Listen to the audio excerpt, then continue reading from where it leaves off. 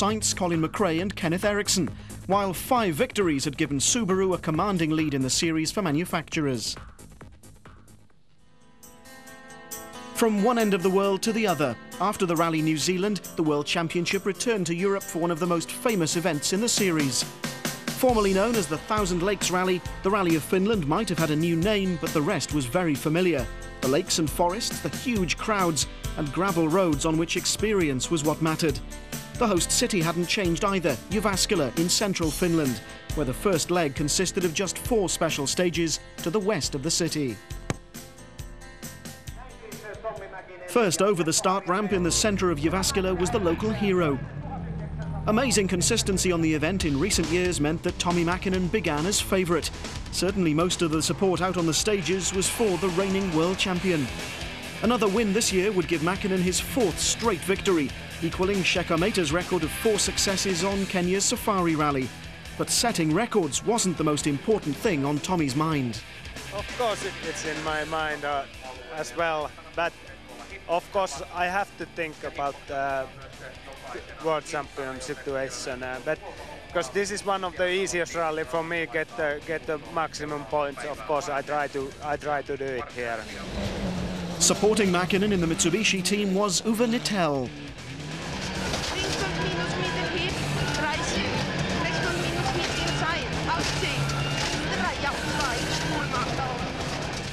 Returning to the championship after several months, Nittel admitted he was mainly out to gain experience. Ford, on the other hand, had experience to spare. Carlos Sainz won the event in 1990, becoming the first non-Scandinavian to do so. Both Sainz and Juha Kankkunen had cars which featured a host of new developments. Team morale was at an all-time high. It was Sainz who took an early lead when he was 5 seconds quicker than Mäkinen through stage 1. Kankkunen's won the rally twice and was expected to provide the closest threat to Mäkinen. He'd allowed Sainz to finish ahead of him on both the last 2 rounds, but there would be no team orders in Finland. 150.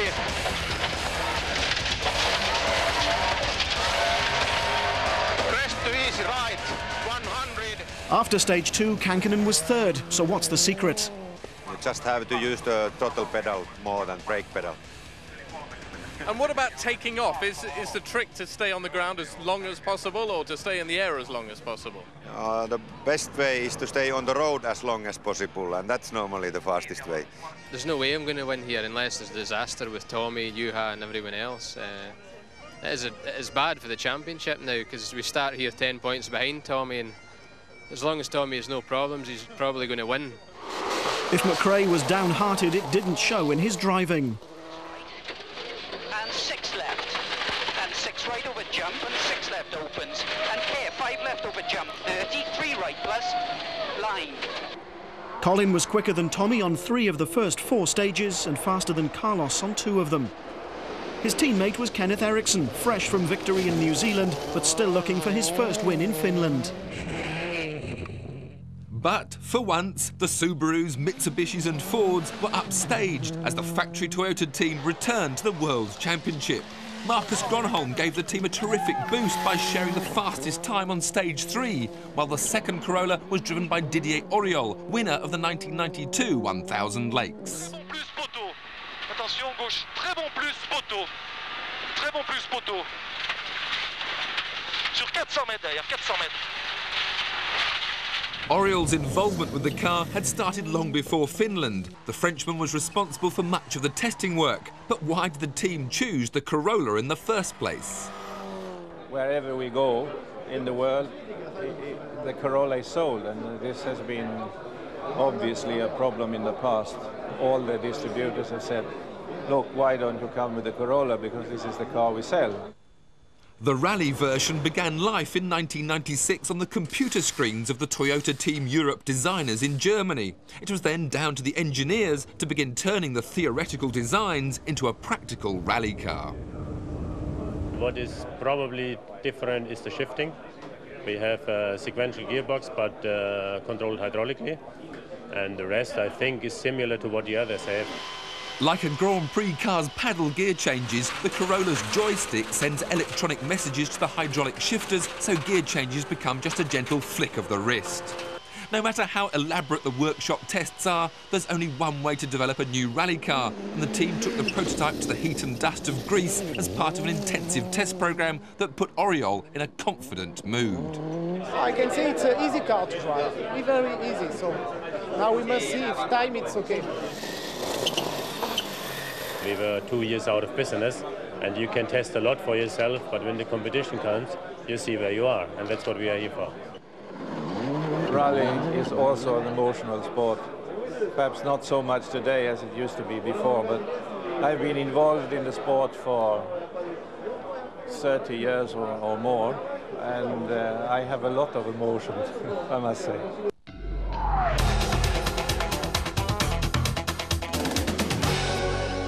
And Toyota weren't the only team to bring a new car to Finland. Opel revealed their new Astra GSI driven by Per Svan. Pavel Sibera gave the new Skoda Octavia its debut amidst rumours that it may well appear next year as a world rally car. And Mark Higgins drove a kit car version of Nissan's little Micra, but niggling problems including engine management maladies dropped him down the order. The end of leg one saw the cars tackle a super special stage in Jyväskylä itself. Kenneth Eriksson ended the day in 7th place. Teammate Colin McRae was 6th. Into open, hairpin right, gravel. 36 left open. Mäkinen, suffering turbo and intercom problems, ended leg one in 5th place. There were 3 Ford Escort World Rally cars in the top 4. Juha Kankkunen was 4th. Jarmo Cutuleto split the works cars. He was 3rd in a privately entered Escort, while Carlos Sainz was 2nd.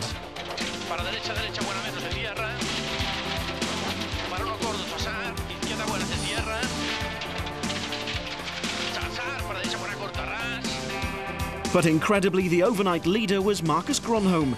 Toyota must have been overjoyed. This was, after all, just a test. Tactics, however, were to play a further part. 2nd place became 6th when Sainz decided to drop back down the leaderboard, deliberately booking into the day's last time control a minute late and incurring a 10-second penalty. The last 2 stages we were backing a little bit because we didn't want to be first car on the road at all. Why is that? Because if it is dry like it seems like it is, it's not good at all tomorrow. So the revised leaderboard looked like this. Gronholm would start day 2 with a lead of 4 seconds over Cutuleto, with Kankkunen, Mäkinen and McRae also gaining a place as a result of Sainz's gamble. No one, it seemed, was more surprised at events than the rally leader. It's a little bit surprised, yes, but it's good for Toyota and also for me. It's very nice to lead a World Championship rally.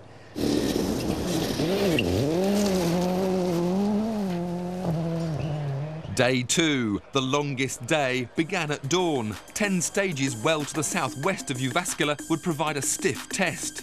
Would Sainz's decision to drop back pay off?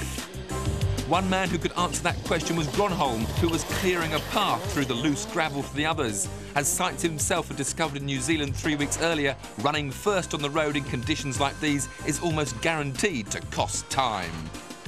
If the first leg had delighted Toyota's management, the second day brought them back to reality. While Gronholm's car was acting like a road sweeper, Oriol's problems were all mechanical. Suspension and then transmission breakages cost nearly 3 minutes in just 5 stages.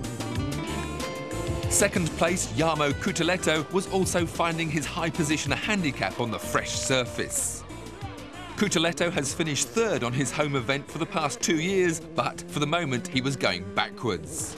Sainz's gamble was indeed paying off. He began well, setting the fastest time on 2 of the day's first 4 stages and had grabbed the lead after stage 8. Running 3rd on the road, Kankkunen had lost just 5 seconds to his Spanish teammate and now lay in 2nd place, revelling in the superb handling of the Ford Escort and the adoration of his young fan club that assembled at almost every service halt.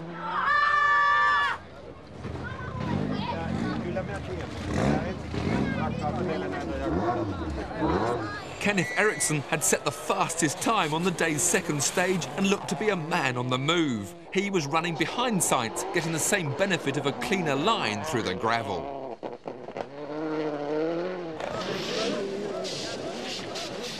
In the other Impreza, McRae began the day just 9 seconds behind Gronholm. As he neared the end of the day's first stage, there was no hint of any problem. Yet immediately he passes the flying finish line, an all too familiar dull rattle is a sure sign that his Rally of Finland is over. Retirement number 5. There's talk that it might be the cam belt again. Is that something that happened in New Zealand and in Portugal? Do you think that's possible? Well, I don't really know. I'm not an engineer. There's definitely an engine problem around that area, so you need to talk to David Lapworth or some of the engineers. The cam drive's broken on the engine, so it's terminal, of course. So that's similar to what happened in New Zealand and Portugal? It's similar but not the same, that's all I can say to you. You know, we've been addressing the problem, we have a permanent fix for the problem coming, but in the meantime we've been doing various sort of interim measures, and I have to say that the team's totally taken aback by it. The engineers have been working flat out, solving it.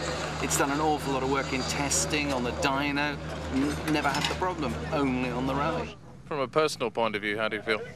Obviously pretty gutted. The championship's really out the window now, unless Tommy and Carlos had a disaster here. I don't think it's possible to catch them. McRae's departure, together with Oriol's problems, meant that Uwe Nittel moved up into 10th position. Ahead of Nittel and behind the championship contenders, a quartet of Scandinavian drivers. Pasi Hagstrom was 9th after stage 10. 8th in an identical Toyota Celica was Thomas Jansson, with Eriksson one of 2 Swedish drivers in the top 10. 7th was Sebastian Lindholm, like Cutuleto driving a privately run Ford Escort World Rally car, and also like Cutuleto losing precious seconds.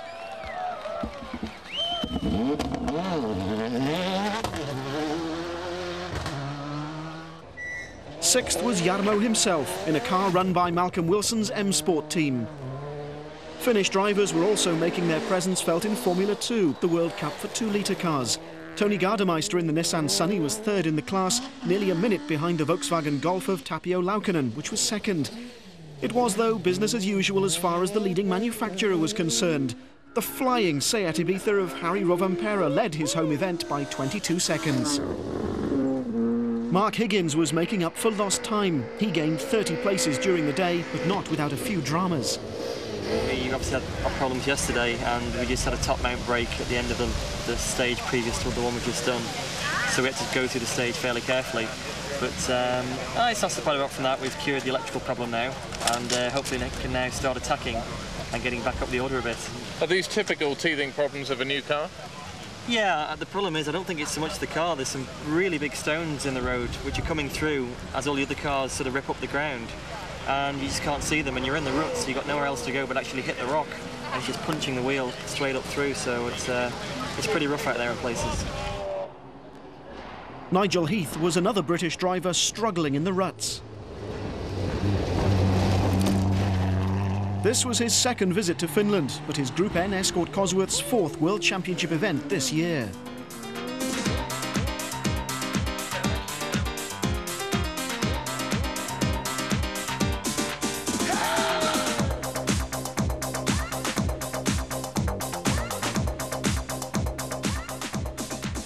With McRae gone, Subaru anxiously hoped that Eriksson wouldn't suffer the same fate, with Kenneth now up to 4th after stage 11.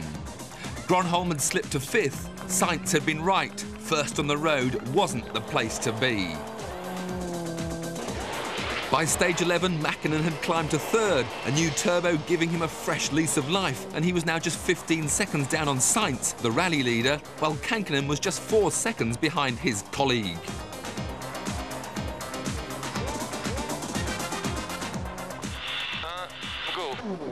Co-drivers are often the forgotten half of the partnership, but in Finland their contribution is perhaps even more crucial than usual. Conditions here are physically more demanding than on any other rally in the championship. I think it's the most demanding in every possible way you can think about it. The way of reading the notes, because it's very fast, and it's difficult because of the jumps and the speed you go and the compressions. So you have to take care of your neck. I think it's hard to make him go faster. You know, you just keep to give a good rhythm and give the pace note at the right time, and if we have a problem, try to support him on a psychological point of view, but to make him go faster, it's quite hard. They are already quite fast. For both of us, I think that little piece, if we can get anything better, is more concentration in what we are doing, and I think for the co-drivers anyway, that's the most important thing. So you ignore everything else, you just concentrate on what you are supposed to do. It's strange, you know, because you have really two kinds of co-driver. You have the Indiana Jones type, very brave and things like that, and you have the I can say the secretary type, very calm, good organization and things like that. So I don't know. Which are you? I don't know, maybe a mix of these two. The old story is that a co-driver can lose a rally for his driver, but he can't win it. Is that true? No, I think it's a teamwork and we both can win it or lose it. Is there one secret to being a good co-driver? Well, if there is, I wouldn't tell you.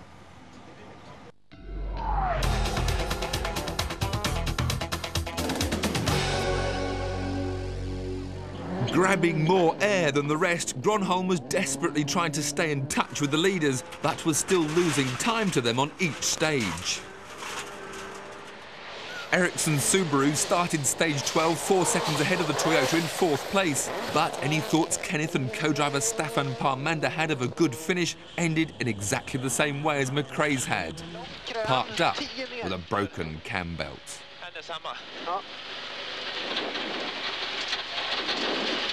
Det är bara att svänga åt sidan. Of course, very disappointed because this was my best Finnish rally ever. So I really felt I was on the target all the time. So of course, very sad for me, for Colin, and also for the team, of course. But still, I think we are leading the manufacturers. So we must be positive, looking forward to Indonesia. So this was now a three-way fight.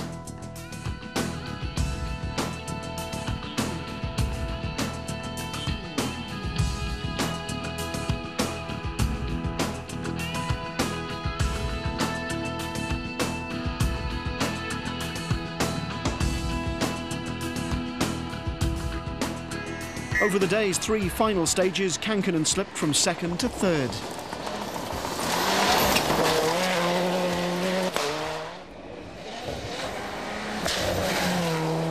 Two Finns surrounding a Spaniard. What's going to happen tomorrow? Little bullfight for sure, but we will see then how it ends up. Sainz had led for much of the second leg, but lost that lead on the very last of the day's 10 stages. So he would start the final day in 2nd place. For me, it's good if Tommy is in front of me. I can see the lines and I can see how much he's cutting sometimes and all that, which it's nearly impossible for me to know. So I think in a way it's good I'm not first car in the road. Mäkinen had been fastest on 4 of those 10 stages, including all of the final 3. It seemed as though he'd been holding something back, waiting until the right moment to make his move. That moment had obviously arrived. Now, yesterday every team was playing tactics of who would go first on the road, who'd be second, who'd be third, etc., etc. You're going to be first on the final leg. Does that matter? No, it doesn't matter. My tactic is keep flat out and try to win this rally. Tommy'd start the last leg in the perfect position to do just that. His lead was only 2 seconds, but it was enough.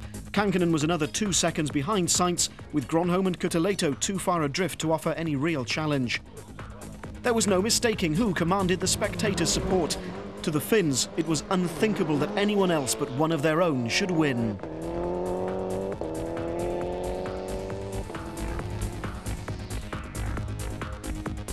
Day 3's 8 final stages, covering around 85 miles to the southeast of Jyväskylä, would decide the rally. Mäkinen was first on the road, yet he was fastest on both the first 2 stages. Sainz was only a second slower on stage 15, the day's first, but mechanical problems weren't far away. Power steering and differential failure cost over a minute on the following 3 stages, and the challenge to Mäkinen looked to be over. As Carlos and co-driver Luis Moya arrive at the end of stage 18, their frustration and disappointment at losing the rally almost within sight of the finish is clear to see. Carlos, the same problem? Yes. No diffs. What about the power steering? Yeah, power steering now it's okay, but I don't think we can continue. If I'm losing all the traction. I don't know if we can continue. All eyes were now on Kankkunen. He and Juha Repo were quickest on the 3rd stage of the day, but the gap between their Ford and the leader's Mitsubishi was now 9 seconds.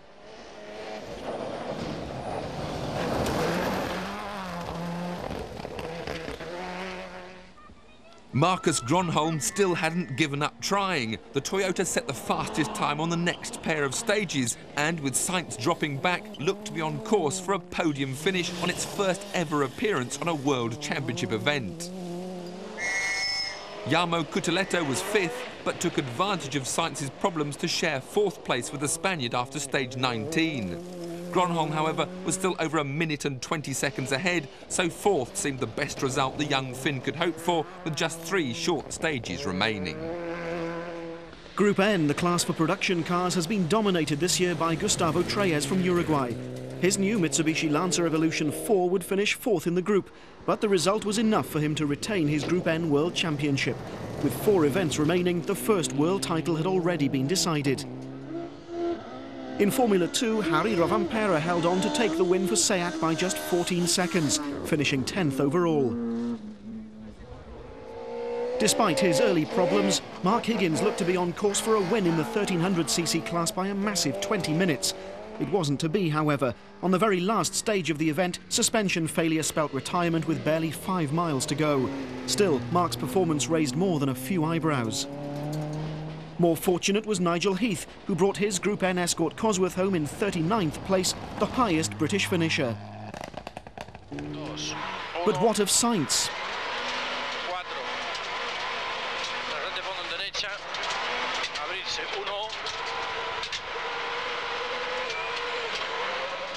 It was obvious as Carlos started stage 20 that the car was struggling for grip. He'd already picked up a 30-second penalty for leaving a service area late, and the team was powerless to do anything to rectify the situation. When the car finally stopped, Sainz and Moya resorted to pushing it, but to no avail. Their rally was over.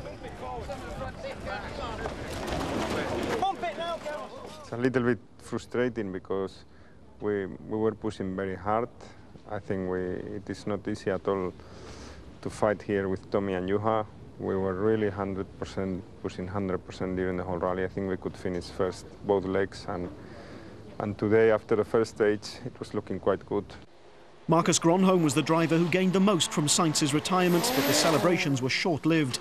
The Corolla made it through stage 20, but stopped with a fuel starvation problem on the road section immediately afterwards.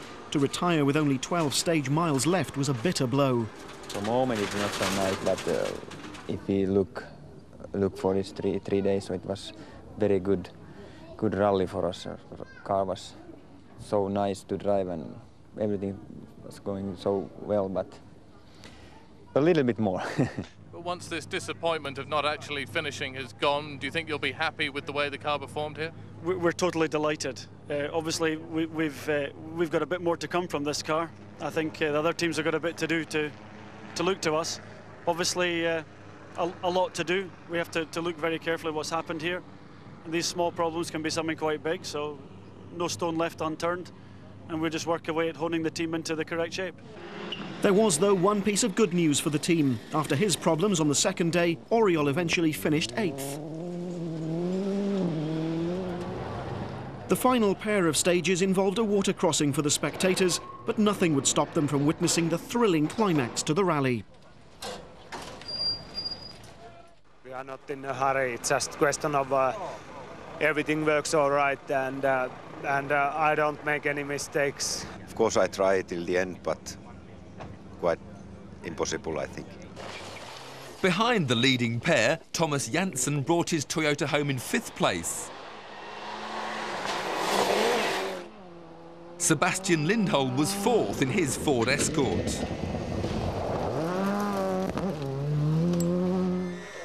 While Jarmo Cutuletto made it a hat-trick of finishing 3rd. The last 2 stages saw the leaders set the fastest time on 1 stage each, and Kankkunen once again had to settle for 2nd place. In an exact repeat of last year's result, Mäkinen was able to keep Kankkunen at bay. His 4th successive win on the same rally puts Mäkinen into the record books, only the 2nd time in the history of the World Championship that a driver has achieved that feat. No wonder there were some delighted faces in the Mitsubishi team. And this was Tommy's 4th victory of the year. I think it was one of the tightest rally this year. From the start, flat out 2.5 days, just a couple of stages, last couple of stages we could slow down a little bit. It was very, very tight. Seppo Harjanne was also setting records. This was his 20th win on a World Championship rally. He's now the most successful co-driver in the championship's history. The top 3 places were identical to last year: Mäkinen, Kankkunen and Cutuletto, with Lindholm and Janssen making the top 5, an all-Scandinavian affair. With Sainz, McRae and Ericsson all failing to finish, Mäkinen couldn't have had a better result. The maximum 10 points give him a lead of 18 in the Drivers' Championship with only 4 rounds remaining. In the series for manufacturers, no points for Subaru, but they still lead. Mitsubishi have now closed the gap to just 8 points and Ford are only 5 behind them. As predicted then, a jubilant Tommi Mäkinen took his 4th win on the Rally of Finland, a victory which may well have secured the World Drivers' Championship for the 2nd successive year. Next, the championship makes its only visit of the year to Asia for the Rally Indonesia. Last year's event ended in retirement for both the Subarus, and the team will be desperate that they don't repeat that performance this year. Cam belt problems, though, have plagued the cars since Portugal. Will the team be able to find and cure the problem in time? In reality, we don't have to get the engines ready till the day before the event. We'll air freight the parts out, and I think you'll find the resource and sort of engineering expertise that's going to be thrown at that in the next 10 days is going to be pretty immense. Immense is also an excellent word to describe Mäkinen's performance. 4 wins from 10 rallies so far this year, and on that kind of form, who'd bet against him retaining his title?